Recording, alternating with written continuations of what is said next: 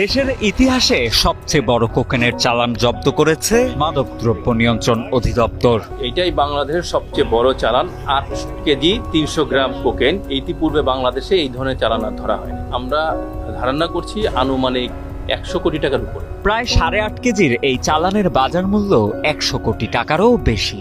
লাগেজের ওয়েটটা দেখে আমাদের সন্দেহ হয়েছে যে এই লাগেজে এই কাপড় চোপড়ে এত ওয়েট কেন। যখন এটা লাগেজটা ব্রেকডাউন করে আমরা এটাকে উদ্ধার করতে পেরেছি। চালানটির সাথে আটক করা হয়েছে আফ্রিকার দেশ মালাউ থেকে আগত এক নারীকে। গোপন তথ্যের ভিত্তিতে আমরা জানতে পারি যে শাহজালাল আন্তর্জাতিক বিমানবন্দরে একটা চালান আসতে পারে। গতকালকে আমরা সন্দেহভাজন যখন কাতার এয়ারলাইন্সের সন্দেহ করি যে এই ফ্লাইট আসতে পারে, সকলকে আমরা অ্যালার্ট করেছি যে আমাদের সহায়তা করার জন্য।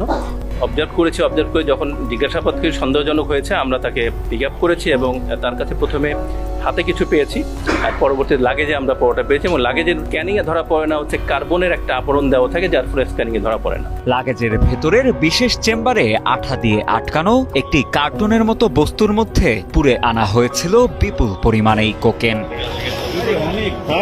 মাদকদ্রব্য নিয়ন্ত্রণ অধিদপ্তর বলছে কোকেনের এই চালানটি আফ্রিকার দেশ মালাউ অথবা ইথিওপিয়া থেকে এসেছে আর বাংলাদেশকে ট্রানজিট হিসেবে ব্যবহার করা হয়েছে। তাওয়ারা সুকো, যাকে আমরা অ্যারেস্ট করেছি, জিজ্ঞাসাবাদে সে বলেছে যে 2023 সালে সে একবার বাংলাদেশে এসেছিল। সে ট্রানজিট তো নিয়েছে, দোহারে ট্রানজিট নিয়েছে, কিন্তু বাংলাদেশে সে আসার পর সে 4 তারিখ পর্যন্ত আবার ফ্লাই করে বাংলাদেশ থেকে। সে বাংলাদেশে আসার উদ্দেশ্য, সে বলছে যে আমি গার্মেন্টসের একটা ফ্যাক্টরির সাথে কথা হয়েছে, তারা আমাকে একটা গার্মেন্টস ফ্যাক্টরি দেখাবে, ইনভিটেশন নিয়ে আসছে সে।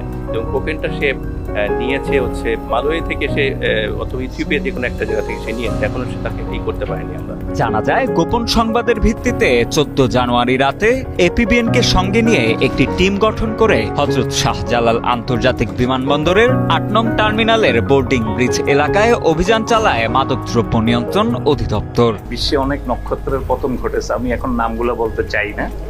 এগুলো কিন্তু এই কোকেনের জন্যই হয়েছে। যারা আইডিয়াল হিসেবে আমাদের এই ছিল, তারা কিন্তু অকালে মারা গিয়েছেন এই কোকেনের জন্যই।